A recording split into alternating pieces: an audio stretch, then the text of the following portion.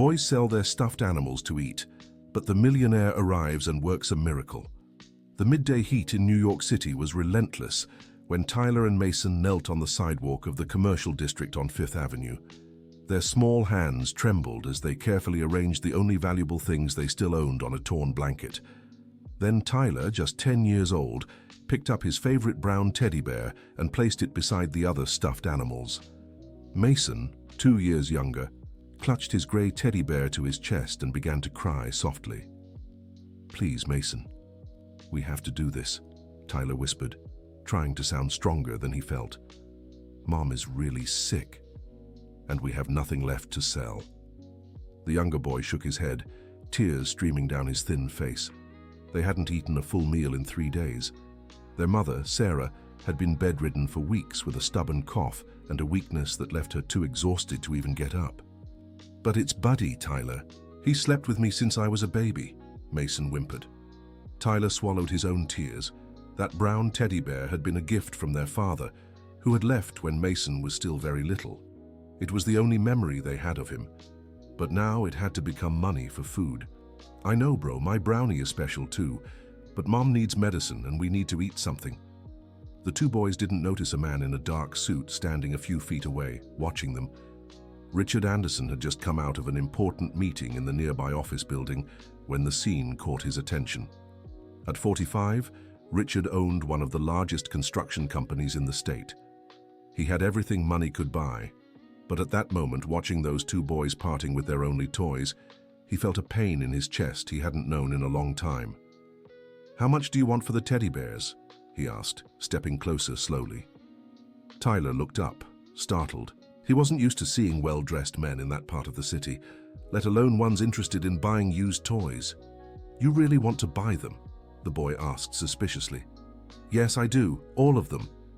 Mason clutched Buddy tighter to his chest and hid behind his older brother. "We were thinking $20 each," Tyler said, trying to sound confident, though he knew it was too much for such worn-out teddy bears. Richard looked at the 6 stuffed animals spread out on the blanket. 5 were already displayed for sale, but he noticed the younger boy was holding a 6th one tightly. "All right, $200 for all of them," he said, pulling out his wallet. Tyler's eyes widened. It was far more money than he'd hoped to get. "But my brother has to sell his too," he added quickly, glancing at Mason. "No!" the younger boy shouted. "Buddy's not for sale." Richard crouched down to their level and for the first time got a close look at their condition. Their clothes were dirty and torn, their faces thin, their eyes hollow from too many sleepless nights. "Where's your mother?" he asked gently. "At home, sick," Tyler answered. "That's why we have to sell our toys." "And where do you live?" Tyler hesitated. His mother always told him not to tell strangers where they lived, but this man seemed different, and they really needed that money. "In the tenement on Pine Street, in the back," he murmured. Richard knew that area well. It was one of the poorest parts of downtown, where whole families crowded into tiny rooms without basic sanitation. "Listen here," he said, handing the money to Tyler. "I'm buying all the teddy bears, including your brother's, but I'll make a deal with you." Mason raised his head, interested despite his fear. "What kind of deal?" asked Tyler. "You take me to your house so I can meet your mother. If she's really sick, like you said, I'll give back all the teddy bears and let you keep the money too." The two boys exchanged glances. It sounded too good to be true. "And if she's not sick?" asked Tyler, always suspicious. "Then you lose the teddy bears, but keep the money anyway." Mason tugged his brother's shirt. "Tyler, Mom is sick, and this way we can keep Buddy and Brownie too." Dear listener, if you're enjoying the story, don't forget to like and especially subscribe to the channel. It really helps us as we're just starting out. Now continuing. The walk to the tenement was silent. Richard followed the two boys through the busy streets of downtown, noticing how they knew every alley, every shortcut. It was clear this was their reality, not just a temporary situation.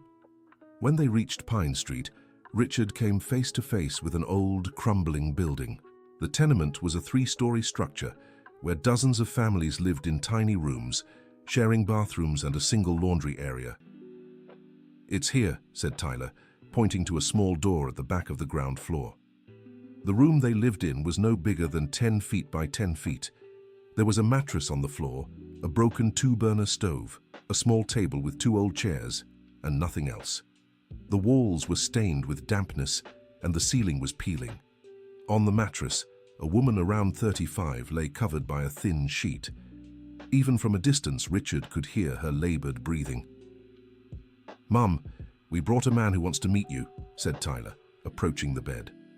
Sarah opened her eyes with difficulty and tried to sit up, but her weakness wouldn't let her. "I'm sorry, sir. I can't get up properly," she said, her voice hoarse. "Who are you?" Richard stepped closer slowly, struck by how much this woman resembled someone from his past. There was something familiar in those eyes, even sick and tired. "My name is Richard.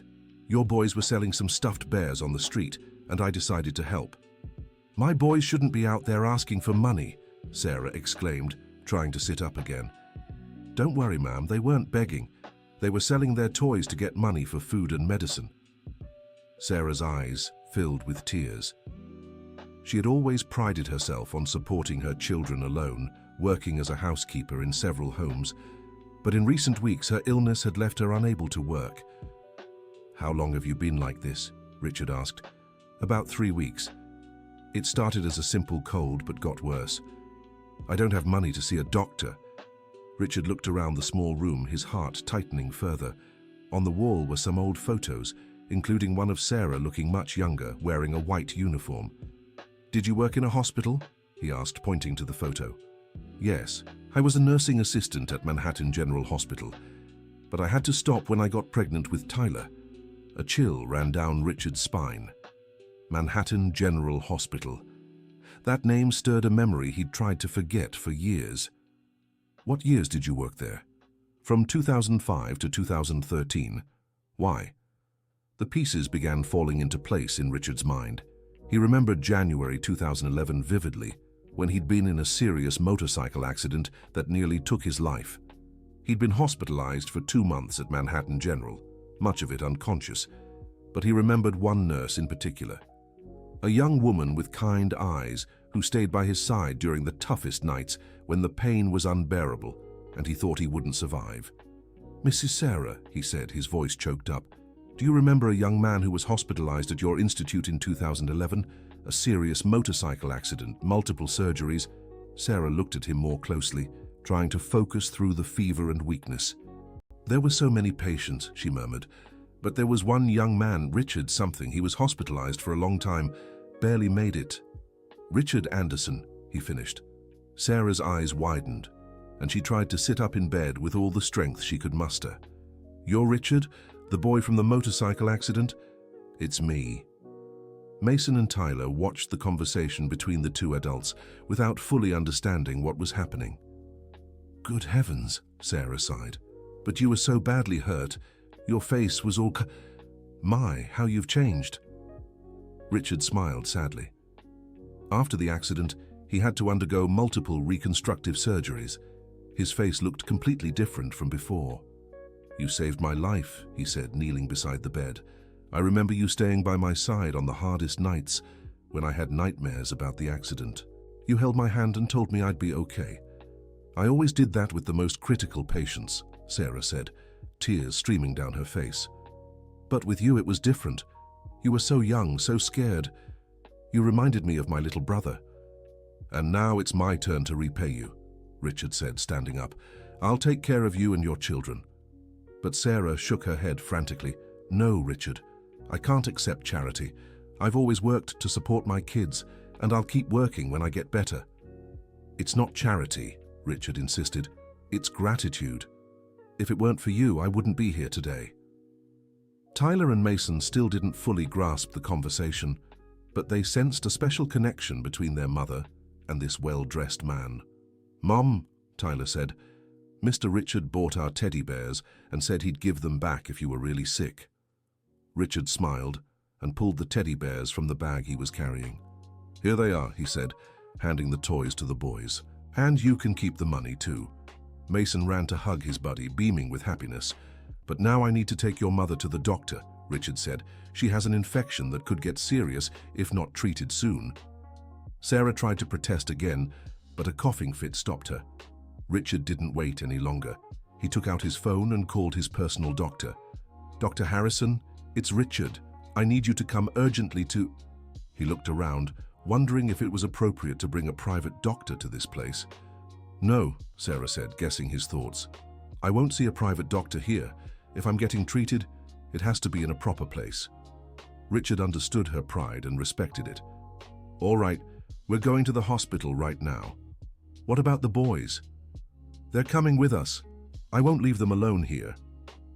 The trip to the hospital was an eye-opening experience for Richard. He had forgotten what it was like to wait for hours in line at the public healthcare system. Sarah was clearly getting worse, but triage took 2 hours just for an initial assessment.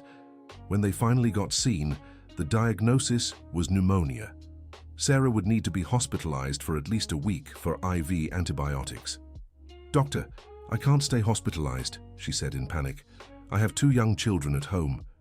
"Mom, if you don't get treatment, the infection could spread to other organs," the doctor explained. "It's a matter of life." Richard approached the bed. "Sarah, the boys can stay with me while you get treated." "No, absolutely not," she protested vehemently. "I don't know you. I know you met me at the hospital, but that was a long time ago. I won't leave my children with a stranger."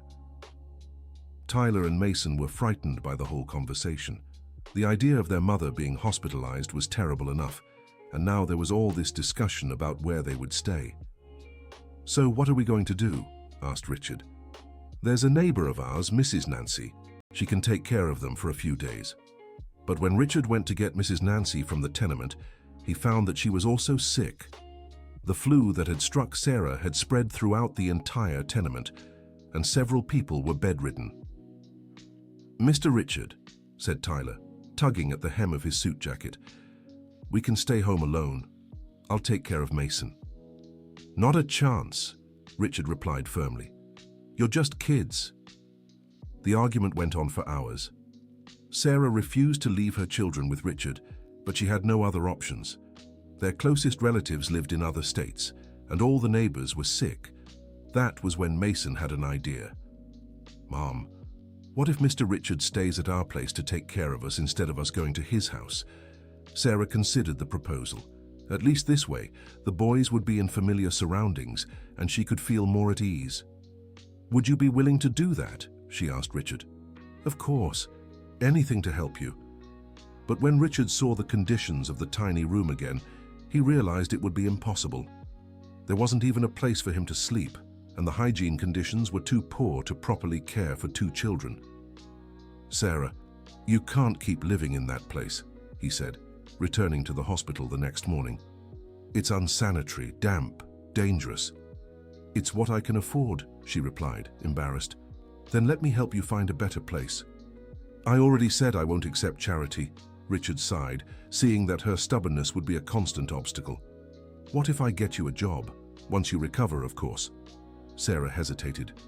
The offer was tempting, but she doubted his intentions. "What kind of job?" "My company is building a new residential complex. There's going to be a health and wellness center for the residents. I need a nurse to coordinate that department." Sarah's eyes lit up. For years, she had dreamed of returning to healthcare work. "But I only have a technical degree." "That doesn't matter. Your experience is worth more than any diploma." "And where would this job be?" "In the Upper East Side. The complex is in Beverly Hills." Sarah knew it was an upscale part of the city. Surely the salary would be good enough to rent a better place for her and the boys. "All right," she finally said, "but I want to make it clear that this is a job, not a favor. I'll give my best and expect fair pay." "You can count on it." In the following days, while Sarah recovered in the hospital, Richard took charge of Tyler and Mason. He brought them to his apartment in Tribeca, and it was a transformative experience for everyone. For the boys, it was like stepping into a fantasy world. Richard's apartment had 3 bedrooms, 2 bathrooms, a huge living room with a flat-screen TV, a full kitchen, and even a building recreation area with a pool and playground. "Wow, Tyler," Mason exclaimed, running through the living room. "This place is bigger than the whole tenement." But Richard noticed the boys seemed out of place in that environment. They were afraid to touch anything, walked on tiptoe, and whispered as if they were in a church. "Make yourselves at home," he said on the first day. "This place is yours too while you're here." Even so, it took them some time to relax. Tyler, especially, remained wary and protective of his younger brother. "Why are you doing this?" he asked one night when Richard was helping Mason take a bath. "Because your mother helped me a lot when I needed it," Richard answered honestly. "But that was a long time ago. You didn't owe her anything." Richard stopped brushing Mason's teeth and looked at Tyler seriously. "Listen here, Tyler. When I was in that hospital, almost dying, your mother stayed by my side day and night. She didn't have to do that. I was just another patient to her, but she chose to care for me like I was part of her family. So what? So now you're my family too, and families help each other." Tyler lowered his head, taking in those words. "Are you going to be our dad now?" Richard felt a lump in his throat. He had never thought about having kids. His life had always been focused on work, on building his business empire. But in those few days caring for the two boys, he discovered a happiness he never knew existed. "I can't be your dad," he said gently. "You already have a father, even if he's not around. But I can be a family friend, someone who'll always be here when you need me." Mason, who had listened to the whole conversation, hugged Richard's leg. "I like you, Uncle Richard. I like you too, my boys." Dear listener, if you're enjoying the story, don't forget to like and especially subscribe to the channel. It helps us a lot as we're just starting out. Now, back to the story. Meanwhile, at the hospital, Sarah was recovering physically, but facing an emotional storm. The head nurse, Samantha, had been her colleague years ago and was surprised to see her in such a state. "Sarah, girl, you've had a hard life," Samantha said, sitting by the bed. "When you left the hospital, I thought you'd found something better." "I found a family," Sarah answered, touching her belly where Tyler had once grown. "I don't regret it, but you were one of the best assistants who ever worked here. Why didn't you come back after the kids grew up?" Sarah sighed. It was a question she'd asked herself for years. "I don't know, Samantha. When the boy's father left, I was so scared I wouldn't be able to support them that I took any job that came along. Cleaning, cooking, caring for the elderly. Before I knew it, so much time had passed that I thought I could never go back to nursing." "Nonsense. You have hands-on experience no college can teach. Now a man has offered me a job in the field, but I'm afraid I'm just accepting it out of desperation." Samantha looked at her curiously. "What man?" Sarah told her the whole story of reconnecting with Richard, from the boys selling stuffed animals to the job offer. "Wait a minute," Samantha said, her eyes wide. "Richard Anderson, the businessman. You know him?" "By name. He owns Anderson Construction, one of the biggest in the state." "Sarah, do you have any idea who's offering you a job?" Sarah shook her head. To her, Richard was just the injured young man she'd cared for years ago. "He's a millionaire, girl, maybe a billionaire. If he's offering you a job, you can bet it'll be a good one." But instead of feeling excited, Sarah grew even more worried. "Samantha, what if he's doing this out of pity? What if he thinks I can't handle it and lets me go after a few months? Then you find another job. At least you'll have recent experience on your resume." "What if he wants something in return?" Samantha laughed. "Sarah, the man's a billionaire. If he wanted something, he wouldn't need to create this whole elaborate story. Relax and accept the blessing God's putting in your life." But Sarah couldn't relax. Her whole life had been a struggle to maintain dignity and independence. The idea of depending on someone's generosity, even if that someone was Richard, left her deeply uneasy. That unease only grew when she called to check on the boys and discovered where they were spending their days. "Mum, we're staying in a huge apartment," Mason said excitedly. "There's a rooftop pool and a gym too. And I have my own room, and Tyler has his own too," the boy added. Sarah hung up the phone with a heavy heart. Her children were experiencing a lifestyle she could never provide. What if they started preferring to stay with Richard? That worry intensified when Richard brought the boys to visit her at Manhattan General Hospital, and she saw how different they looked. New clothes, fresh haircuts, well-fed faces, and most of all, the bright-eyed wonder of kids discovering a whole new world. "Mom, look at the cool sneakers Uncle Richard got me," Mason said, showing off his feet. Sarah felt a sharp pang of jealousy and pain. She had always dreamed of buying new sneakers for her boys, but never had enough money. "They look really nice," she said, forcing a smile. Richard noticed her discomfort. "Sarah, I hope you don't mind. They needed some clothes and—" "No, I don't mind," she lied. "Thank you for taking care of them." But when Richard left with the boys to grab a snack at the hospital cafeteria, Sarah broke down in tears. Nurse Samantha found her crying and sat beside her bed. "What's wrong, sweetheart?" "Samantha, I think I'm losing my children." "What do you mean?" "Look how happy they are with him, how they admire him. I could never give them any of this. Sarah, you're being silly. You gave them the most important things, love and character. But there'll come a time when love isn't enough. They'll want to stay in his world, not mine." Samantha took Sarah's hand. "Listen to me. You raised two wonderful boys all by yourself, under difficult circumstances. They love you more than anything in the world. No luxury apartment can change that." "Are you sure?" "I am. And you know why? Yesterday I overheard them talking in the hallway. The older one was explaining to the little one that all of this was temporary, that soon they'd be back home with you. And you know what the little one said?" Sarah shook her head. "He said, 'Okay, Tyler, I like staying at Uncle Richard's, but our home is where Mommy is.'" Fresh tears streamed down Sarah's face, but this time they were tears of relief and pride. That same day, Richard was facing his own struggles. His business partner at Anderson Construction, Michael Foster, had found out about his absence from the office and was far from pleased.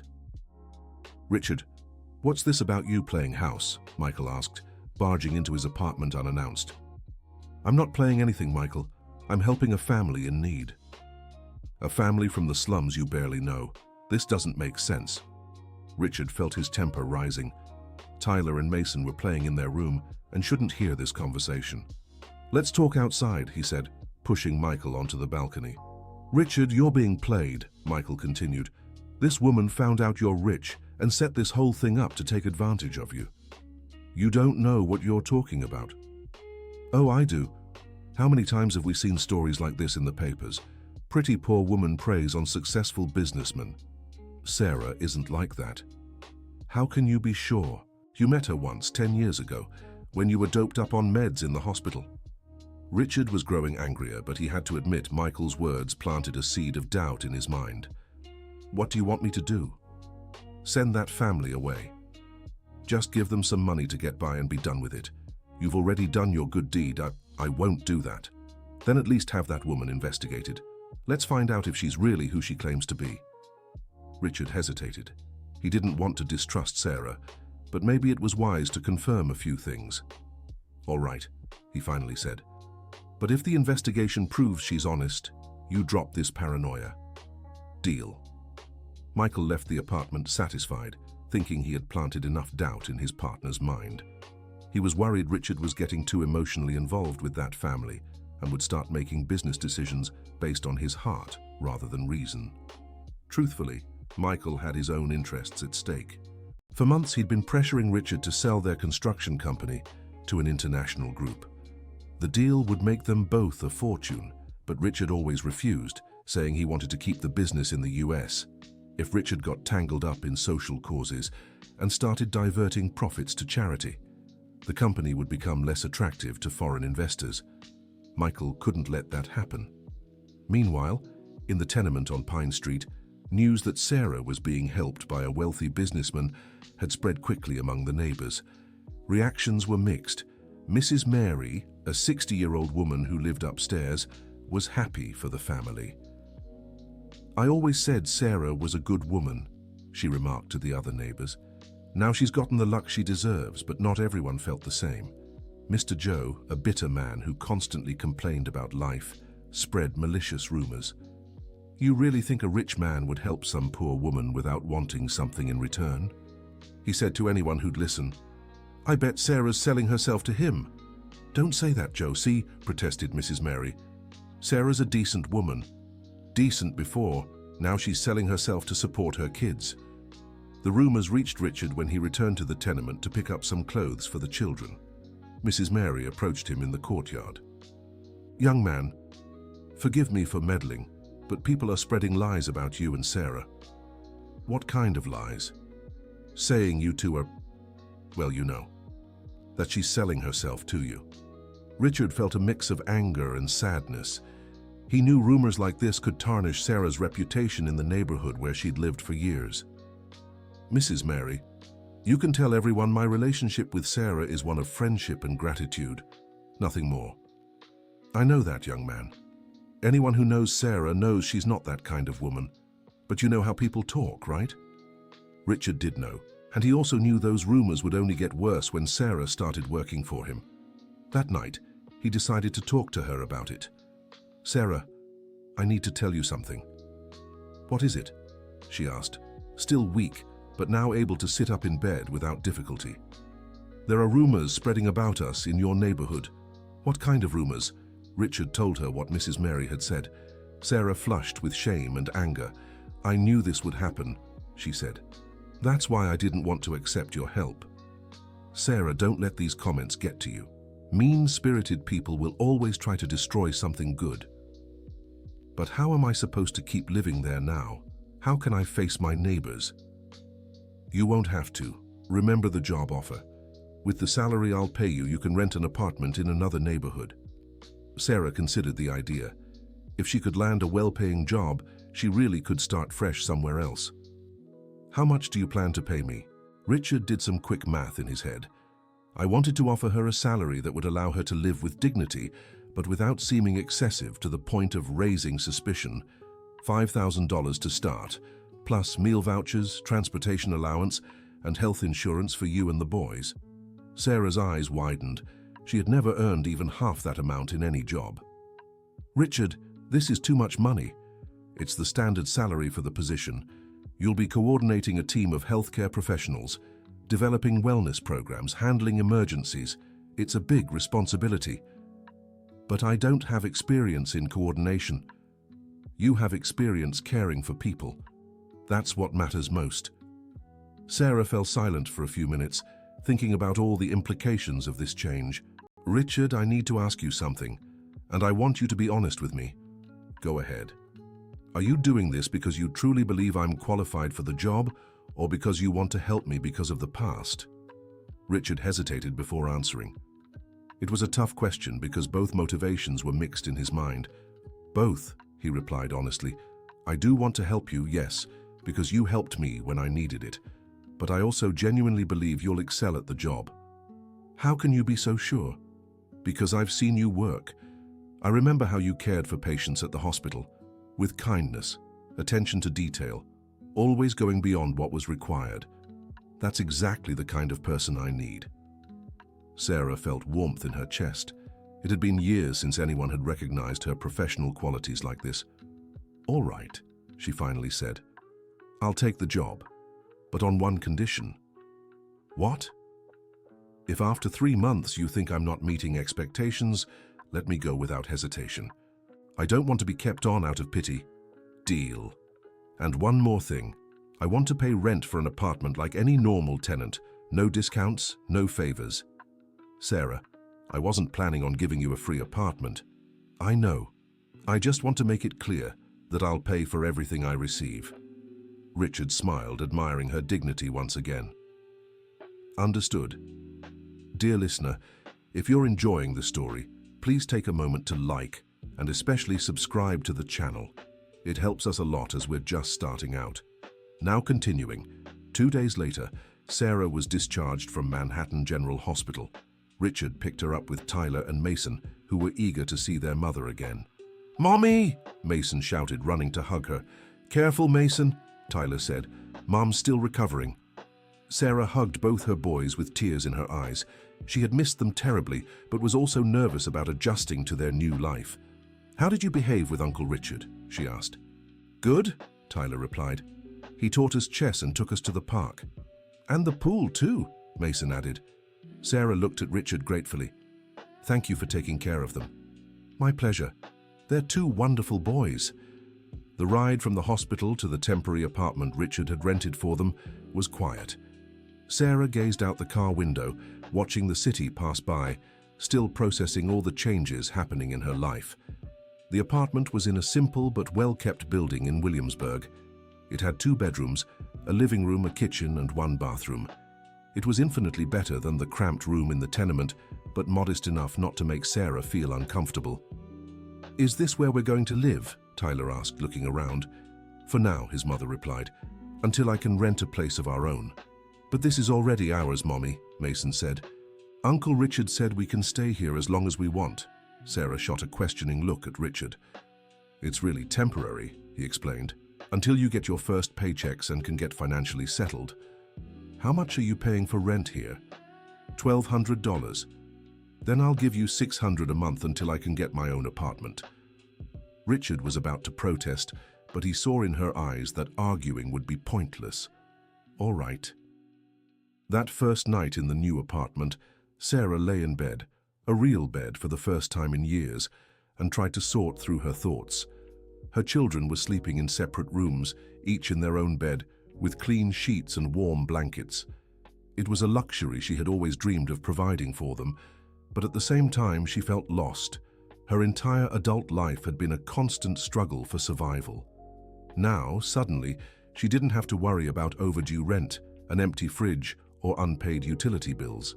It was a strange feeling, almost frightening. What if all of this was temporary? What if she couldn't adjust to the new job? What if Richard changed his mind about helping her? These worries were interrupted by a soft knock at the door. It was Tyler. "Mom, can I sleep with you tonight?" "Of course, sweetheart, come here." Tyler snuggled next to his mother, and they stayed quiet for a few moments. "Mom, why are you sad?" "I'm not sad, honey. Just thoughtful." "You don't like the new house?" "I do. It's beautiful. I'm so grateful for all of this." "Then why do you look worried?" Sarah sighed. Even as a child, Tyler had always been very perceptive. "It's just that sometimes when things change too fast, you feel a little lost, you know? But the changes are good, right, Mom?" "Yes, they are. I just need to get used to them." "Uncle Richard is a good person, Mom. You don't have to be afraid of him." "Why do you say that?" "Because he took care of us with kindness. And because he gets sad when we're sad and happy when we're happy. Bad people aren't like that." Sarah kissed her son's forehead, amazed by his wisdom. "You're right, sweetheart. Uncle Richard is a good person." "And, Mom?" "Yes, honey. Now we won't go hungry anymore, right?" Sarah's heart clenched. She never imagined her children had noticed the extent of the hardships they'd faced. "No, sweetheart. We'll never go hungry again." "That's good. I didn't like it when you went without food so we could eat." Sarah held back tears. She thought she had hidden those situations well from her children, but apparently she hadn't. "That won't happen anymore," she promised. The next morning, Richard came by to take her to see the complex where she'd be working. The Central Park Residences was a luxury development with 4 apartment towers, full recreational facilities, and a wellness center that would be Sarah's responsibility. "Wow," she whispered, taking in the size and sophistication of the place. "I'm really going to work here." "Yes, and you'll be managing a team of 6 people, 2 nurses, 2 physical therapists, a nutritionist, and a psychologist." Sarah felt intimidated. She had never managed anyone in her life. "Richard, I don't know if I can handle so much responsibility." "You can. I believe in you." They toured the wellness center, which was still being finished. It would be a modern, welcoming space with exam rooms, a physical therapy area, a group activity space, and even a small pharmacy. "The idea is to provide residents with quality preventive health care without them having to leave the complex," Richard explained. "And what exactly would my role be?" "Manage the team, develop prevention programs, handle minor emergencies, and provide initial care for more serious cases before referring them to hospitals." "It sounds very complex." "It's complex, but I know you can handle it. I know. And you won't be alone. The entire team is made up of experienced professionals who will help you. They spent the rest of the morning discussing the details of the job. Sarah was impressed by the level of planning Richard had done. It was clear he took the project seriously. It wasn't just a way to create a job for her. "When do you want me to start?" she asked. "In 2 weeks. Enough time for you to fully recover from pneumonia and settle into the apartment." "What about the boys? I'll need to find a new school for them." "Already thought of that. There's a very good school nearby. I can help with their transfer." Sarah hesitated. Once again, Richard was solving her problems before she even asked for help. "Richard, I need to learn to stand on my own. I can't depend on you for everything." "I know. I'm just offering help until you get settled. But it's important that I keep my independence, you understand?" "I understand perfectly." That same afternoon, while Sarah rested in the apartment with the boys, Richard went to his office to face Michael, who was waiting with a report in hand. "So?" Richard asked. "What did the investigation find?" Michael handed him a folder of documents. Sarah Robert Smith, 35, originally from Rochester, worked at Manhattan General Hospital from 2005 to 2013, left to care for her children. The boy's father is Andrew Foster, disappeared when the youngest was born. She worked as a housekeeper, elderly caregiver, and cleaner. No police record, never involved in scandals. Richard flipped through the documents, relieved. So she's exactly who she says she is. Yes, but there's more. What? I spoke with some people from the hospital. Sarah was known for going above and beyond for patients, stayed late, brought food from home for those without visitors, paid for medicine out of her own pocket when needed. Richard smiled. That was exactly what he'd hoped to hear. So she's always been a generous person. Always. It's actually one of the reasons she had financial trouble. Spent what she didn't have helping others.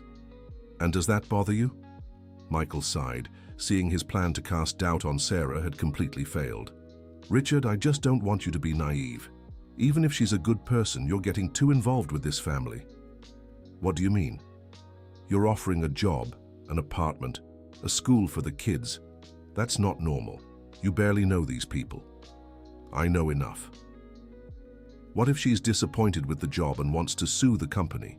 What if the kids get hurt in the building? What if she tells the press you're having an affair with her? Richard was growing irritated with his partner's paranoia. Michael, you're seeing problems where there aren't any. I'm being cautious. It's my job to protect our interests. And what exactly is your real concern? Because I get the feeling it's not Sarah who bothers you. Michael hesitated. Richard was right. His real worry was the deal with the foreign investors. Fine, I'll be direct. There's a Japanese group interested in buying our company. The deal could net us $200 million each. I've already said I'm not interested in selling. But now you're getting involved with social projects. That could hurt our profitability and scare off investors. Richard finally understood the issue. Michael, creating a wellness center in a luxury building isn't a social project. It's a market differentiator. The apartments will increase in value because of it. But what if you decide to expand this to other projects? What if you start donating profits to charity? What if I do? We're partners. I can't make this kind of decision alone. But I can feel you're changing, Richard. This family is messing with your head. Richard stood up from his chair, irritated. You know what's really messing with my head, Michael. Realizing that for the past 15 years, I built a huge company, amassed a fortune, but never stopped to think if I was making any positive difference in someone's life. Our company employs over 1,000 people. Isn't that a positive difference? Yeah, but it's not enough, not for me. Michael realized he was losing control of the situation. Richard, you're having an existential crisis because of this woman and those kids. Don't make big decisions right now. I'm not having a crisis, I'm growing up. Then at least promise me you won't make any drastic decisions about the company without consulting me first. Richard looked at his partner with suspicion. There was something off about his urgency. Why are you so desperate to sell the company, Michael? I'm not desperate. I just think it's a good business opportunity. Is there something you're not telling me? Michael avoided eye contact. Truth was, he'd made some bad personal investments and urgently needed the money from the sale to cover his debts. But he couldn't tell Richard that. There's nothing, Richard. I just want to secure our future. Our future is already secure. The company is doing great. But the Japanese buyers won't wait forever. If we don't decide soon, they'll look elsewhere. Then let them. I won't sell my company to ease anyone's anxiety. Michael left the office frustrated. He needed another way to pressure Richard into accepting the sale, and he began devising a plan that would directly involve Sarah and the boys. Meanwhile, Sarah was facing her own challenges. That week, she took Tyler and Mason to see their new school, Growth Academy. It was nothing like anywhere the boys had studied before, a middle-class private school with uniforms, modern textbooks, and extracurricular activities. "Mom, do we have to wear uniforms?" Mason asked, watching the kids playing in the yard. "Yes, but don't worry, we'll buy them." Truth was, Sarah was worried about the costs: uniforms, school supplies, tuition. Even with her new salary, it would be a big expense. "Mrs. Smith," called the principal, an elegant woman in her 50s. "I'm Helen Morgan, the school principal. Nice to meet you. These are my sons, Tyler and Mason." "How lovely. How old are you?" "I'm 10, Tyler answered shyly. "And I'm 8, Mason said, hiding behind his mom. "Perfect. We have spots in the right grades for them. Let's talk in my office?" During the meeting, Sarah felt intimidated by the school's formal atmosphere. It was so different from what the boys were used to. "Our students come from middle and upper-class families," the principal explained, "so we have certain expectations for parental involvement in school activities." "What kind of involvement?" "Monthly meetings, charity events, science fairs, seasonal festivals. Parents are very active here." Sarah nodded, but inside she wondered how she'd fit into that social circle. "And the tuition?" "It's $500 per child, plus material fees and uniforms, $1,000 a month just for school." That was nearly a quarter of the salary Richard would be giving her. "Would you like to tour the classrooms?" the principal offered. During the visit, Tyler and Mason were amazed by the school's facilities. Computers in every classroom, a science lab, a big library, a covered sports court. "Mom, it's so different from our old school," whispered Tyler. "It sure is. You'll have to work hard to keep up." "We'll manage," said Mason, excited. But Sarah noticed the adjustment wouldn't be easy. Her kids came from a public school with limited resources. The expectations here would be much higher. "Can I ask you something?" she said to the principal when they returned to the office.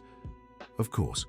My children used to go to a simpler school. Do you have any tutoring programs for students who need help adjusting?" "We do. We offer extra classes after school for students who need to catch up." "Is there an additional cost?" "Yes, $200 a month per child.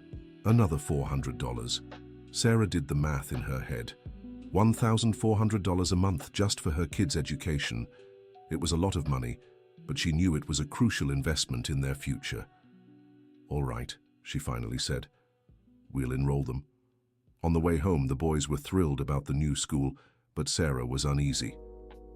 "Mom, are you worried about something?" asked Tyler. "No, sweetheart. I'm just thinking about how to organize our new routine." "It'll be cool to study at a school like this," said Mason. "They even have a pool." "That's right. You'll have so many new opportunities." But inside, Sarah wondered if she was making the right choices. Was she pushing her kids into a world where they didn't belong? That worry grew stronger on the boys' first day of school. When she dropped them off, she noticed the other mothers arrived in new cars, wore expensive clothes, and talked about trips, shopping, and other things she couldn't relate to. "Are you new here?" asked a blonde woman around 40, walking up to Sarah. "Yes, I'm Tyler and Mason's mom." "How nice. I'm Patricia, Jessica's mom. Welcome to our group." Patricia seemed sincere and friendly, which put Sarah at ease. "Thank you. Which school did your kids come from?" "The public school downtown." Patricia's smile faltered for a second. "Oh, how interesting. Quite a change, huh?"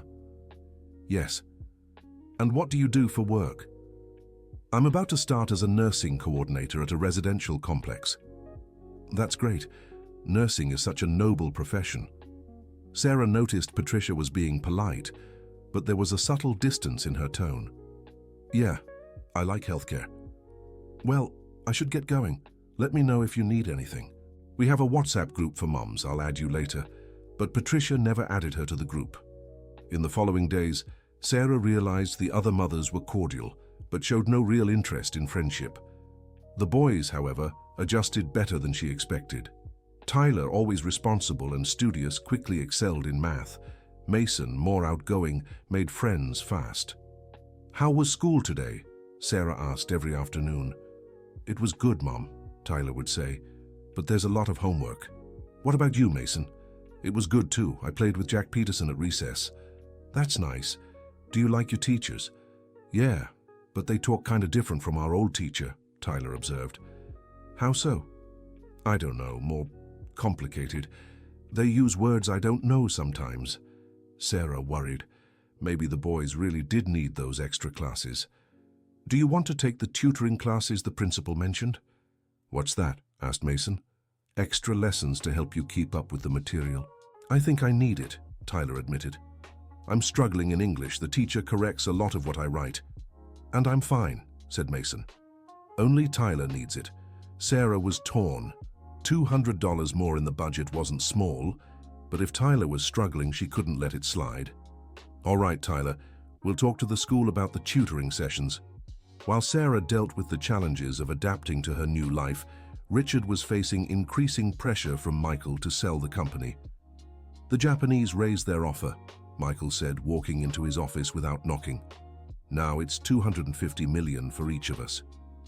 "Michael, how many times do I have to say I don't want to sell?" "But you're not even considering it properly. It's a lot of money, Richard."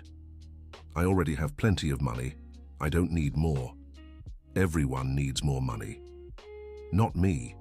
I need purpose, meaning. And I've found that in the Wellness Center project." Michael felt he was losing control for good. "Richard, you're being irrational. You're throwing away a once-in-a-lifetime opportunity over some romantic fantasy." "Romantic fantasy?" "This whole thing about helping the poor and making a difference in the world. That's not real, Richard. It's ego. You just want to feel important." Richard stood up, visibly annoyed. "Michael, what's gotten into you? Why this obsession with selling the company?" "It's not an obsession. It's common sense. It's something more. You've been acting strange for weeks." Michael realized he was revealing too much. He needed to change tactics. "Fine, Richard. I'll stop pushing the sale, but let me at least voice a concern." "What?" "This Sarah might be taking advantage of your generosity." Richard sighed, tired of the subject. "We already looked into her, remember? You confirmed she's a person of integrity. But that was based on her past. People change when they see a chance to move up in life." "What are you implying? That maybe she's planning something? A long con?" "Michael, that's ridiculous." "Is it? Then explain why she accepted all your offers so easily. A job, an apartment, private school for the kids. A truly proud person wouldn't take that much help." Richard hesitated. Michael had touched on a worry he sometimes had himself. Maybe she accepted because she really needed it. Or maybe she accepted because she saw you as an easy target. An easy target? "Richard, you're a wealthy single man with no family. You're exactly the kind of person con artists love to find." Richard shook his head, trying to dismiss the thoughts. "Sarah isn't a con artist, Michael. How can you be sure? You met her in a vulnerable state when you were hurt and medicated. Then you had no contact for 10 years. And now suddenly she's back in your life, conveniently in a situation where you feel obligated to help." Richard grew uneasy with Michael's logic. "Are you suggesting she set this whole thing up?" "I'm saying it's worth looking into. Don't you think it's a coincidence you just happened to find her kids selling stuffed animals on the street?" "It was a coincidence. Or she found out where you work and planted her kids there, knowing you'd pass by." Richard sat back down, disturbed by the possibilities. Even if that were true, how would she know I'd stopped to buy the stuffed animals? "Because she met you at the hospital. She knows you have a good heart. She figured you couldn't walk past 2 needy kids without helping." Silence hung in the office. Richard didn't want to believe the theories, but he had to admit they were plausible. "What do you want me to do?" "Test her. See how she reacts when you stop offering help. If she's honest, she'll feel relieved to manage on her own. If she's a scammer, she'll pressure you to keep helping. Richard pondered the suggestion. Maybe it really was a good way to test her. All right, he finally said, I'll do this test.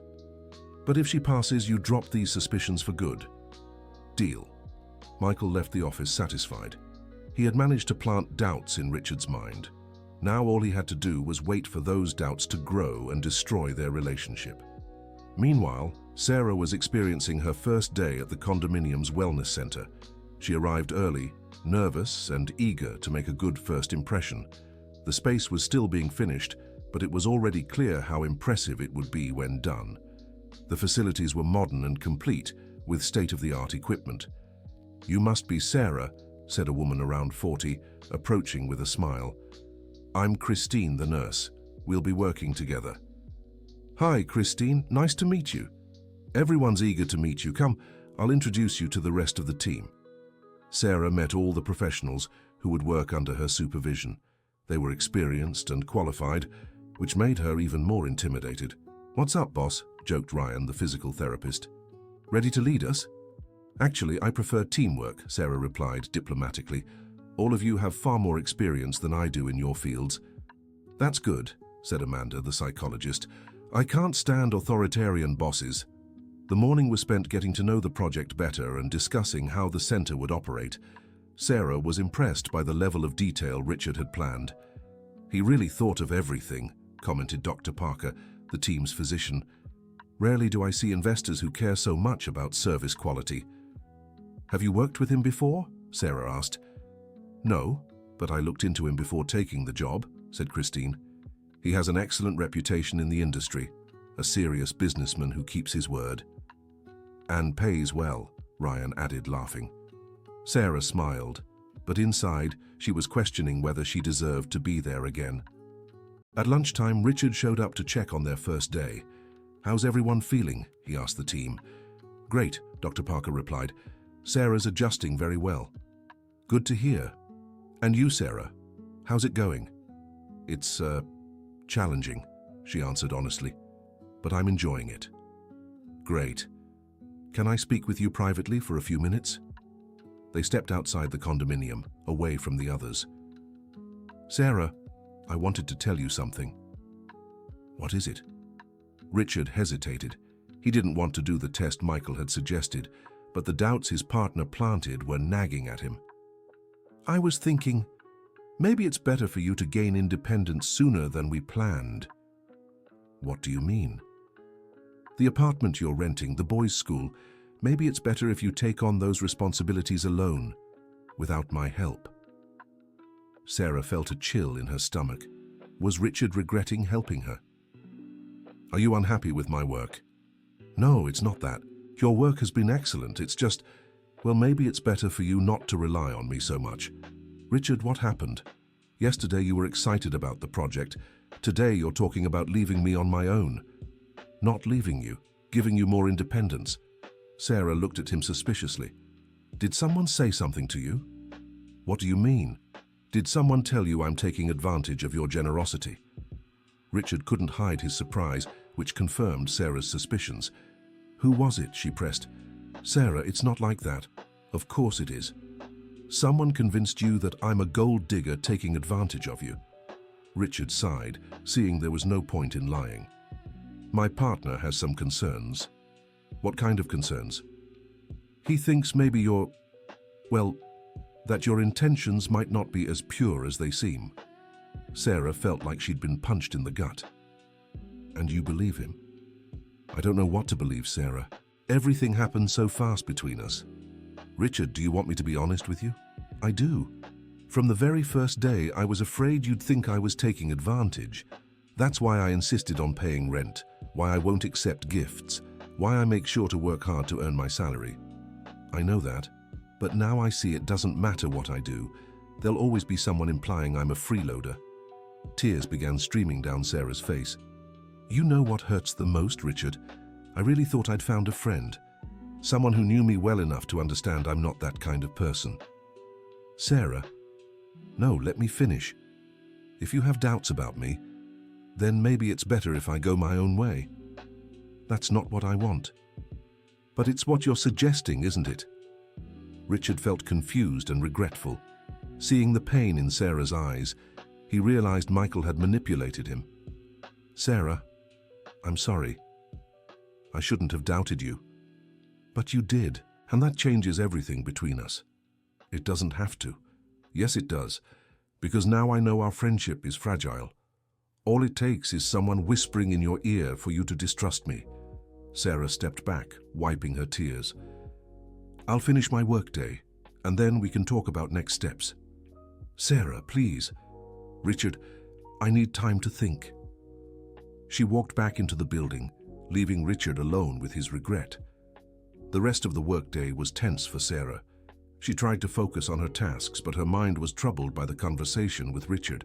The rest of the team noticed something was wrong. "Everything okay, Sarah?" Christine asked in the afternoon. "Yes, just a little tired." "First days are always tough, but you're doing great." Sarah thanked her for the compliment, but inside, she questioned whether she should keep the job. How could she work for someone who doubted her intentions? When she got home, the boys ran to hug her. "Mom, how was your first day at work?" Mason asked excitedly. "It was interesting," she replied, trying to sound upbeat. "Did you like your new job?" Tyler wanted to know. "I did. Everyone's really nice." But Tyler, always perceptive, noticed something was off. "Mum, you seem sad." Sarah knelt to their level. "Listen, my loves. We might need to make some changes in our lives." "What kind of changes?" Tyler asked, worried. "Well, maybe it's better if we don't rely so much on Uncle Richard's help." "Why, Mom?" Mason asked. "Did he do something wrong?" "No, sweetheart, he didn't. It's just, sometimes it's better to stand on our own." Tyler crossed his arms, skeptical. "Mom, what happened today?" Sarah sighed. It was impossible to hide anything from that sharp boy. "Uncle Richard thought maybe it'd be better if we were more independent." "He doesn't want to be our friend anymore?" Mason asked, eyes watering. "It's not that, honey. It's complicated. Adults always complicate things," Tyler muttered. That night, after the boys fell asleep, Sarah lay awake thinking about her options. With the salary Richard was paying, she could afford the boys' school and rent a modest apartment. It wouldn't be easy, but it was possible. The thing was, she really enjoyed the work. The team was great, the project was interesting, and for the first time in years, she felt useful and valued. But how could she keep working for someone who didn't trust her? The next day, Richard arrived early at the condominium, hoping to find Sarah. He'd spent the whole night awake, regretting their conversation. "Good morning," she said coldly when she saw him. "Good morning, Sarah. Can we talk?" "Of course." They stepped away from the team again.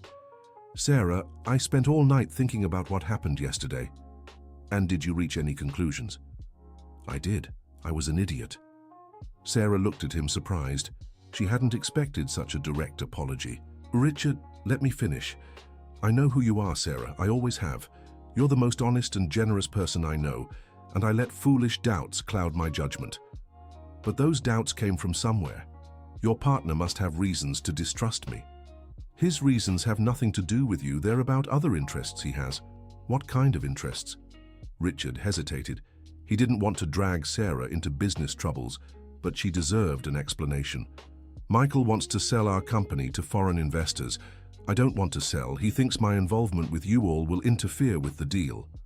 "And will it?" "No. But even if it did, I wouldn't care." Sarah fell silent, processing the information. "Richard, I don't want to be a source of conflict between you and your partner." "You're not the conflict. His greed is." "Even so." "Sarah, look at me." She raised her eyes to meet his. "I trust you completely. I'm sorry I let someone make me doubt that." "All right. I accept your apology. And will you keep working here?" "I will, but on one condition." "What?" "Next time someone tries to turn you against me, you come talk to me first before jumping to conclusions." Richard smiled, relieved. "Deal." In the following days, work at the wellness center flowed smoothly. Sarah proved to be a competent and caring coordinator, quickly earning the respect of the entire team. "She has a special way with people," Dr. Parker remarked to Richard during one of his visits. The residents are already praising the care they're receiving. That's good. I knew she'd be perfect for this role. And she's very organized too. She's already implemented several protocols that are improving our efficiency. Richard felt proud and satisfied. His intuition about Sarah was proving right. But Michael hadn't given up on his plans. When he realized Richard and Sarah had resolved their differences, he decided to take a more direct approach. One afternoon, he showed up unannounced at the condominium and asked to speak with Sarah. "Mr. Michael," she said, surprised. "Richard isn't here today." "Actually, I came to talk to you." "To me? About what?" "About Richard. May I come in?" Sarah led him to her office in the wellness center. "What do you want with me?" "Sarah. May I call you Sarah?" "You may. I know you're a good person. I looked into your past and found nothing concerning." "That's good. But I'm worried about my partner." "Why?" "Richard is getting too emotionally involved with you and your children. It's affecting his business judgment." Sarah felt uneasy with the conversation. "Mr. Michael, I don't interfere in Richard's business. I know, but indirectly you're influencing his decisions." "How so?" "He's refusing a buyout offer for the company that would give us $250 million each, and the main reason is that he doesn't want to abandon social projects like this one." Sarah's eyes widened. She had no idea about the sums involved in Richard's business dealings. $250 million. For each of us. That's a lot of money, Sarah. But if he doesn't want to sell, he must have his reasons. He does. He thinks he's saving the world through charity work. And it all started when he met you and your children. Sarah felt as if she were responsible for Richard's financial troubles. "Are you saying I'm ruining his life?" "Not intentionally, but yes, you are." "And what do you want me to do?" "Talk to him. Convince him he's already done enough for you and that now he should think about his own future." "Mr. Michael, I won't try to influence Richard's decisions. It's not about influence. It's about being honest with him about the impact you're having on his life." Sarah shook her head. "I'm sorry, but I won't do that." Michael changed tactics. "Then let me make you a different offer." "What offer?" "If Richard sells the company, I guarantee you and your children will be financially secure for the rest of your lives." "How?" "I'll transfer $2 million into an account in your name. You'll never have to worry about money again." Sarah was shocked by the proposal. "Are you trying to bribe me?" "I'm trying to solve a problem that benefits all of us." "The answer is no." "Sarah, think carefully. $2 million. Your kids could attend the best universities in the world." "Mr. Michael, I'm going to pretend this conversation never happened, and I suggest you don't make this offer to anyone else. You're making a mistake.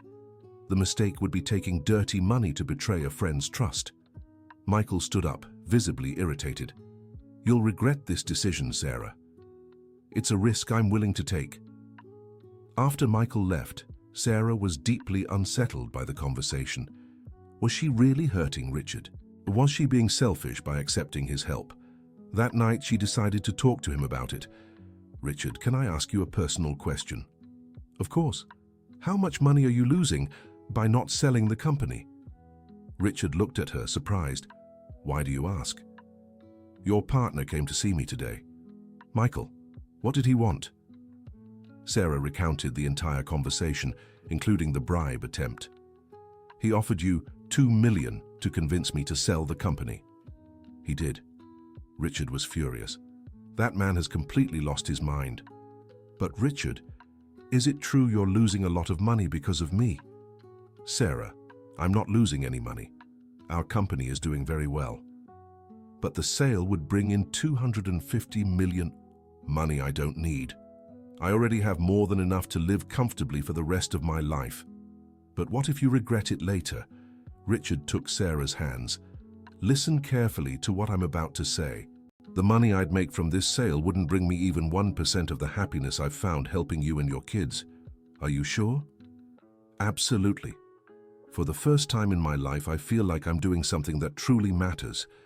"Richard, Sarah, before I met you, my life was empty. I worked, made money, bought things, but I had no purpose. Now I do." Sarah felt her eyes fill with tears. "Thank you for saying that. It's the truth. And I want you to know that no matter what Michael does or says, our friendship won't change. What do you think he'll do?" "I don't know. But I've known Michael a long time. When he wants something, he doesn't give up easily." They didn't know that Michael was, at that very moment, devising a more elaborate plan to drive them apart. The following week, rumors began circulating at the boys' school about their family. Parents whispered that Tyler and Mason were the sons of a woman involved with a wealthy married man. "It's a very embarrassing situation," one mother commented to another at the school gate. "Poor kids, they're not to blame for their mother's mistakes." Tyler, who was nearby, overheard part of the conversation and grew confused. "Mum, what does married man mean?" he asked Sarah when they got home. "Why do you ask, sweetheart?" "Some mums at school were saying you're with a married man." Sarah felt her blood run cold. How did those women know about Richard, and why did they think he was married?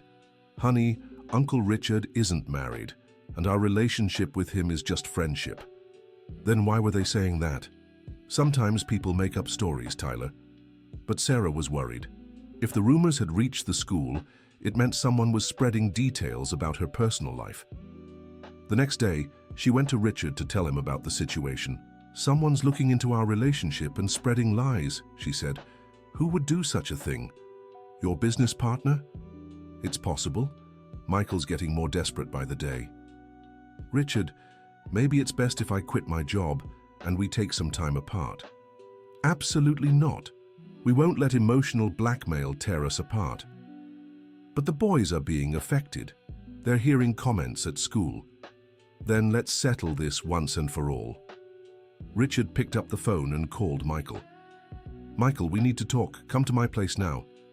"Richard, I'm busy." "This isn't a request. It's an order." An hour later, Michael arrived at the residence, visibly irritated. "What's so urgent it couldn't wait?" "You're going to explain what's so urgent that you hired investigators to spy on my personal life." Michael tried to play it off, but Richard knew his expressions too well. "I didn't hire any investigator." "Of course you did. And on top of that, you're spreading lies about me and Sarah." "What lies?" "That I'm married, that we're having an affair, that she's a gold digger." "Richard, I'm just trying to protect you." "From what?" "From a woman who's manipulating you." Richard stepped closer, his anger clear. "Michael, I'm giving you one last chance to stop this harassment. If you keep it up, I'll take legal action." "Legal action?" "Slander, defamation, invasion of privacy. I can sue you for plenty." "You wouldn't do that." "Wanna bet?" Michael realized he'd gone too far. "Fine, Richard. I'll stop.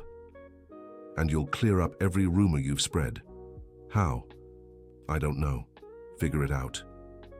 After Michael left, Richard felt relieved, thinking the problem was solved.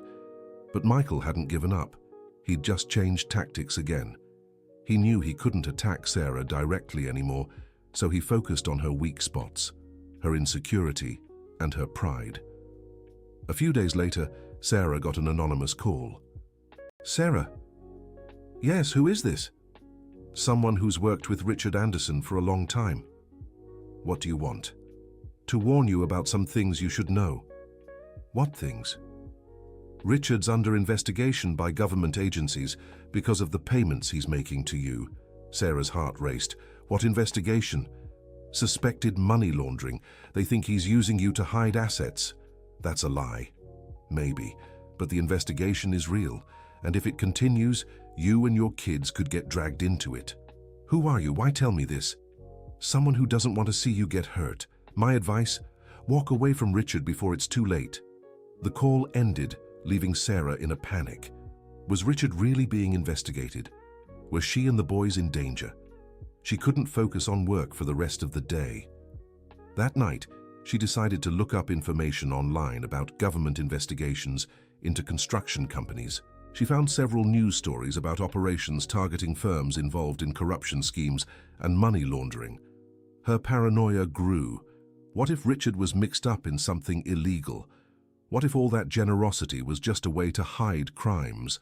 For 3 days, Sarah was tormented by these doubts. Finally, she decided to confront Richard. "Richard, I need to ask you something, and I want an honest answer."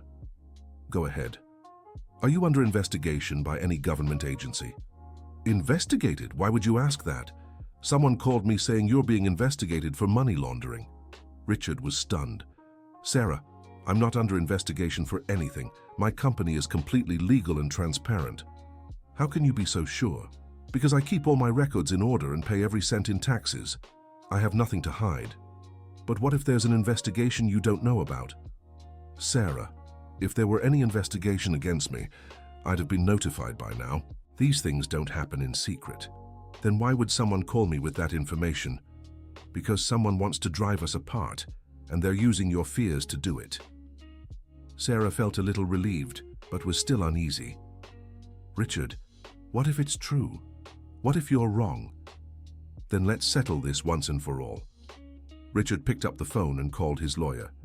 "Dr. Anthony, it's Richard. I need you to check if there are any investigations against me or my company." "What?" "No, I haven't done anything wrong. I just need to be sure." "All right, thank you." He hung up and looked at Sarah. "My lawyer will check and give me an answer in 24 hours. And if he finds something? If he does, we'll face it together, but he won't find anything." The next day, Dr. Anthony called back. "Richard, I checked with all the relevant agencies.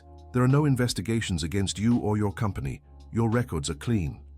Sarah sighed in relief when Richard shared the news. "Do you believe me now that someone's trying to hurt us?" he asked. "I do, but who would it be?" "I have a strong suspicion." Richard decided it was time to confront Michael once and for all. He hired a private investigator to find out what his partner was up to. The report he got a week later left him furious. Michael had hired people to spy on Sarah, spread rumors about them, and even make anonymous calls with fake threats. But the worst part was the reason behind it all. Michael was in serious financial trouble due to bad investments and desperately needed the money from selling the company to cover his debts. Richard called an emergency meeting with Michael at the office. "Michael, I've received some interesting information about you," he said, tossing the report on the table. Michael flipped through the document, growing paler with each page. "Richard, I can explain. Can you explain hiring people to harass an innocent family? I was desperate, or lying about being investigated by the government. I needed to drive you apart. Or owing $15 million to loan sharks because of crypto gambling." Michael slumped in his chair, defeated. "Richard, I made mistakes, but I can fix everything if you sell the company." "Michael, our partnership ends today. You can't do this." "Yes, I can. I own 60% of the company, and I'll buy your 40% at market value." "Richard, please, you have two choices. Take my offer and pay your debts, or stay as my partner and face the consequences of what you did to Sarah." Michael knew he had no choice. If he didn't pay the loan shark soon, his life would be in danger. "How much are you offering for my shares?" "50 million. It's fair for the company's current value." "And the debts I have?" "Not my problem. But 50 million should be enough to settle everything and still leave a good amount." Michael signed the stock transfer papers that same day. He was relieved to resolve his debts, but bitter about losing the company he helped build. "Richard, I'm sorry for everything I did," he said, before leaving the office for the last time. "I'm sorry too, Michael. We were friends for a long time." "Do you think you could ever forgive me?" "Maybe, but it'll take time." With Michael out of their lives, Richard and Sarah could finally focus on what truly mattered: their work at the wellness center and their family's well-being. The boys had fully adjusted to their new school and were doing great in their studies. Tyler had developed a special interest in math and science, while Mason showed talent for sports and arts. "Mom, can I take judo?" Mason asked one day. "Of course, sweetheart. We'll look for a good school." "And I want to take a coding class," Tyler said. "Coding? You're only 10. "But it's the future, Mom. I want to learn early." Sarah smiled, seeing how her sons were expanding their horizons. The wellness center was running perfectly. The residents of the complex constantly praised the service, and Sarah felt professionally fulfilled. "Sarah, can I talk to you?" Richard said one day, appearing in her office. "Of course. I have a proposal for you." "What kind of proposal?" I want to expand the project to other complexes, and I want you to oversee the entire operation." Sarah's eyes widened. "Oversee the whole operation?" "Yes, you'd be like the health director for all the company's projects." "Richard, that's a huge responsibility." "It is, and it's also a huge opportunity. The salary would be $15,000 a month." Sarah nearly fainted at the amount. $15,000? That's what the position is worth, and you've proven you're capable. "But I don't have a college degree." "I already spoke with the director of a nursing school. They have a special program that credits your practical experience and lets you finish the degree in 2 years, studying on weekends." "Richard, the company would cover the tuition, and you'd keep working normally during the week." Sarah fell silent, trying to process everything. "Why are you doing this?" "Because you deserve it, and because I need someone I trust to lead this project." "What if I can't handle it?" "You will, I'm absolutely sure." Sarah thought of her sons, of the opportunities this could open for them. "All right," she finally said. "I accept." Richard smiled, satisfied. "Great. We'll start organizing everything next week." That night, Sarah shared the news with the boys. "Wow, Mom, you're going to be a director," Mason exclaimed. "And you'll make a lot of money," Tyler added, ever practical. "Money is important, but what makes me happiest is being able to help more people," Sarah said. "Like you helped me when I was sick," Mason remembered. "And like Uncle Richard helped us," Tyler finished. Sarah hugged both boys, moved by their wisdom. "Do you know what this means?" she asked. "What?" "It means we can now help other families like ours." "How, Mom?" "I'll talk to Uncle Richard about creating a program to offer scholarships for kids in need." "That's so cool," Mason said. "And we could also organize toy drives," Tyler suggested. "Great idea, sweetheart." Sarah went to bed that night with a heart full of gratitude and hope. In just a few months, her life had completely changed, but not just financially.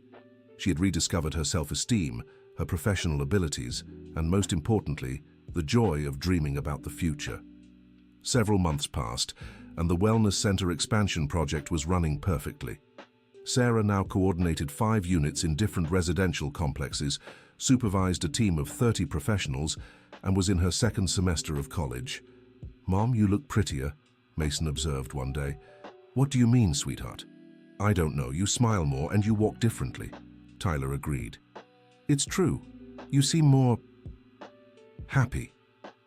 Sarah looked at herself in the mirror and realized her sons were right. She was different, more confident, more sure of herself. "Do you know why I'm happy?" she asked. "Why?" "Because I discovered I can be so much more than I ever imagined." "You've always been amazing, Mom," said Tyler. "But now everyone knows it," added Mason. Richard remained a constant presence in their lives, but now more as a work partner and family friend than a savior.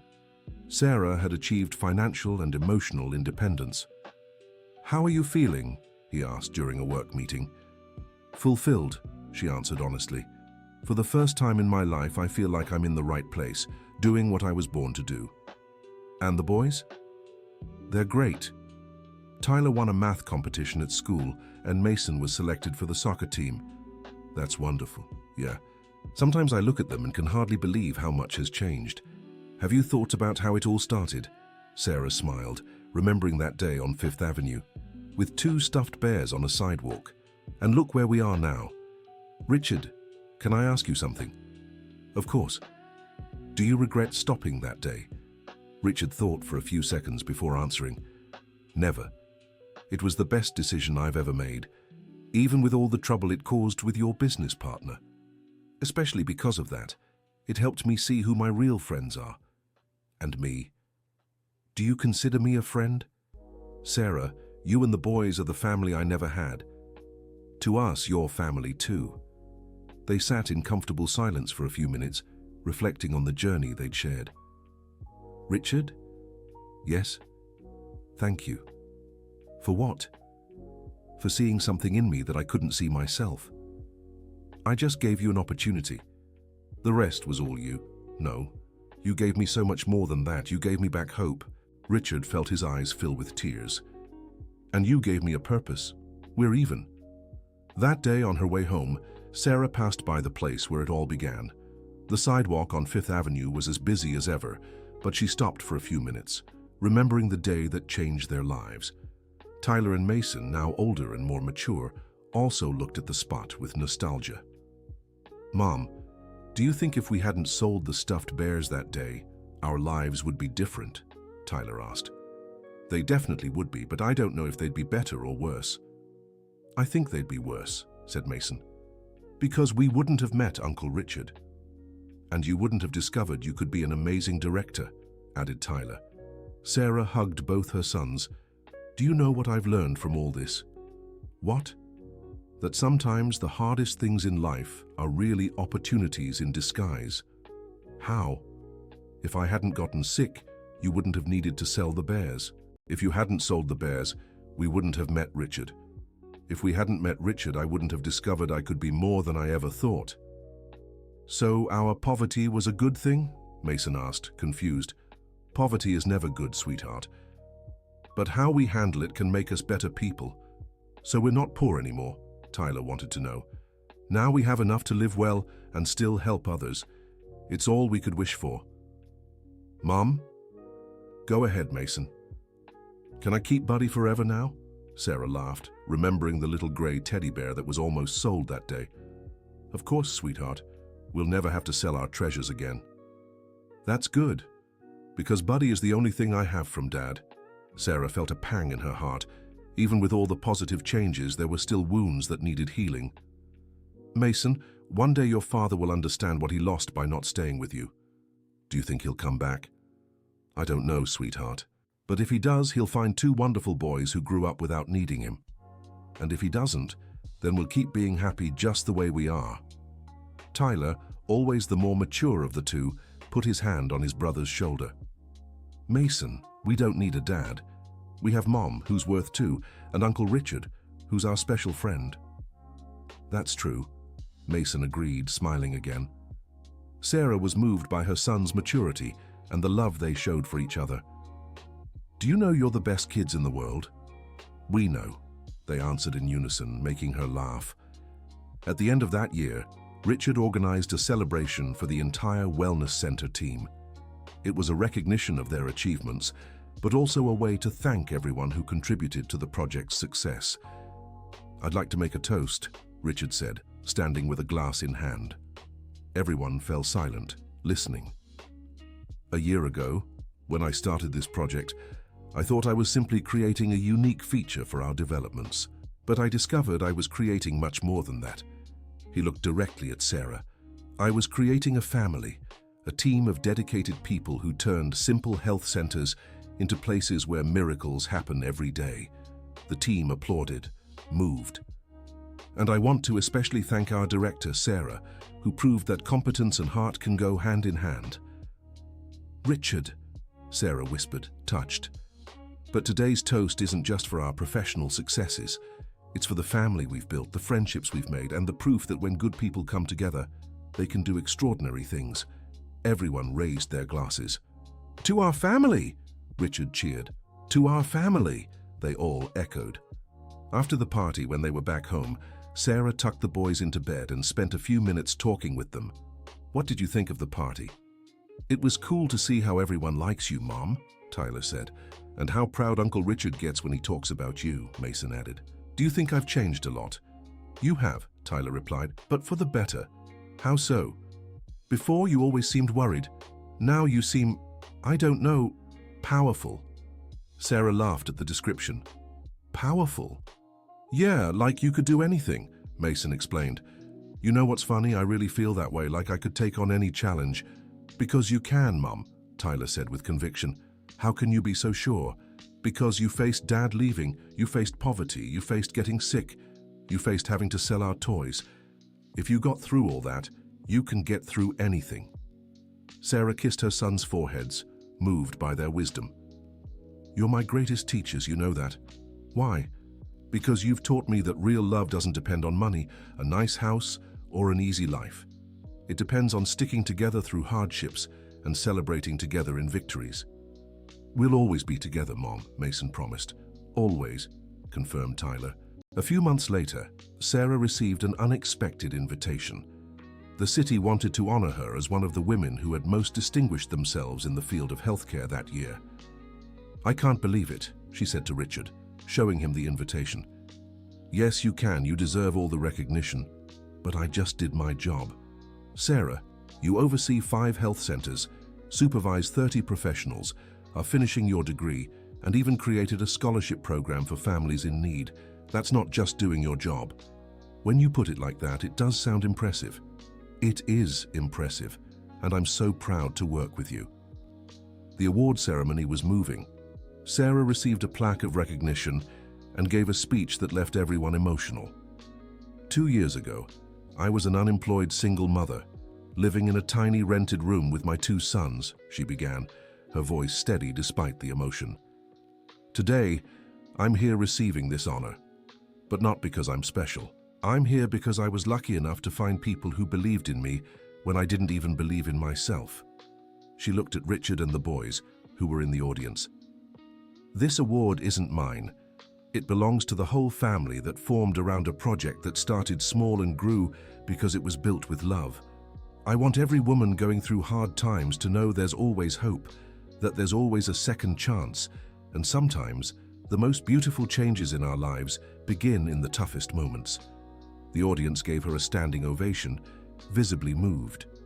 When the ceremony ended, Tyler and Mason ran to hug their mother. "Mom, you were amazing," said Mason. "Everyone was crying," Tyler observed. "Even Uncle Richard," Mason added, pointing at Richard, who was still wiping his eyes. "Nonsense," Richard said, laughing. "Just something in my eye." "Not something, Uncle. You were emotional," Tyler insisted. "All right, I was emotional," Richard admitted. "So proud of you all." That night, Sarah stayed awake for a long time, reflecting on everything that had happened in her life. 2 years earlier, she had been desperate, sick, with no prospects. Now she had a solid career, her sons were thriving, and she had discovered a greater purpose for her life. She looked at the 2 boys sleeping, each in their own room, with their own beds, warm blankets, and peaceful dreams. The contrast with their time in that tiny rented room was stark. But what moved her most wasn't the material changes, it was the inner transformation they had all gone through. The boys were more confident, more secure in themselves. She had discovered an inner strength she never knew she had. And Richard had found in them the family he'd always searched for, and they had found in him the protector and friend they needed. It was proof that sometimes families aren't formed by blood, but by the bonds of the heart. The next morning, Richard came by to pick them up for a special outing. It was the 2-year anniversary of the day they'd met, and he wanted to celebrate. "Where are we going?" Mason asked, curious. "It's a surprise," Richard replied with a mysterious smile. They drove to a place none of them recognized at first, a large plot of land with construction underway. "What is this?" Sarah asked. "The future Sarah Smith Community Health Institute," Richard announced. Sarah's eyes widened. The Sarah Smith Institute, a training center for healthcare professionals focused on compassionate care, and you're going to be the director. "Richard, this is the next step in our project, a place where we'll train people just like you, skilled and kind-hearted." Tyler and Mason ran across the lot, excited by the size of the place. "Mom, your name is going to be on a big sign," shouted Mason. "And you'll be the director of the whole institute," added Tyler. Sarah sat on a rock trying to process the news. "Richard, I don't know if I'm ready for so much responsibility. Remember what you said in your speech yesterday?" "What?" "That there's always a second chance. That the most beautiful changes begin in the hardest moments." "I remember." "Then accept this change too, this new challenge." Sarah looked around, imagining what this place would be like when finished. She pictured hundreds of young people graduating with the values she held dear, technical skill and love for others. "When do you want me to start?" Richard smiled. "Tomorrow, if you'd like." "Then I accept." The boys ran back to hug her. "Mom, now you're going to be famous," said Mason. "I don't want to be famous, sweetheart. I want to be useful." "You'll be both," Tyler assured her. Richard stepped closer to the group. "You know what makes me happiest about all of this?" What? The three asked in unison. That it started with two boys trying to sell stuffed bears to buy food, and now those same boys will have every opportunity in the world to chase their dreams. And their mom became the director of an institute, Mason added proudly. And we found a friend for life, Tyler finished, looking at Richard. Friends for life, Richard corrected, because now we're a real family. They stayed there for another hour, planning the future and remembering the past. When it was time to leave, Sarah took each boy's hand and looked one last time at the land where the institute would be built. I promise I'll make this place something special, she said aloud. I promise I'll study hard so you can be proud of me, said Tyler. And I promise I'll always be a good brother to Tyler, said Mason. And I promise we'll be a happy family forever, Richard concluded. Hand in hand, the four walked back to the car, carrying in their hearts the certainty that no matter what challenges the future might bring, they would face them together. And so, a story that began with tears and despair on a cold sidewalk became one of hope, perseverance, and unconditional love. Because sometimes miracles happen exactly when we need them most, and sometimes people come into our lives at just the right time to remind us that it's always worth believing in better days. The end of the story. And now tell us, dear listener, what did you think of this touching story? Do you believe Sarah made the right choices by accepting Richard's help? Leave a comment sharing which part moved you the most and where you're watching from. Don't forget to hit like if the story touched your heart, and most importantly, subscribe to the channel so you don't miss other stories that will move you. Your company means so much to us.